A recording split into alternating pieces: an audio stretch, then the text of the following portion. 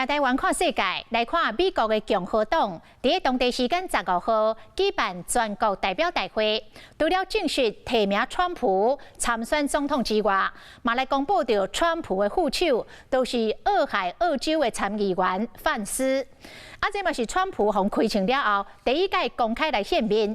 虽然伊无就台来讲话，但是川普一个献面，支持者就规个喊话起来。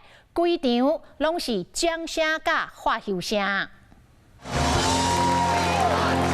当地时间暗时5点，美国前总统川普正凭受伤的耳影伫白西部，伫全场热烈的扑甲声中出场。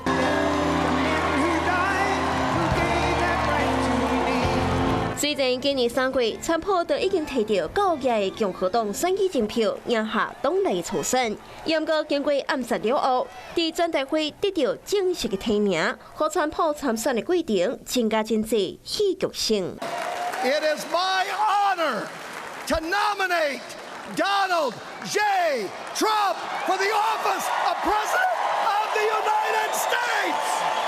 美国共和党的全大会，当地时间19号伫威斯康星州密尔瓦基盛大登场。除了正式提名川普，副总统的竞选也伫即天公布。It is therefore my honor to nominate Ohio Senator J.D. Vance for the office of Vice President of the United States of America.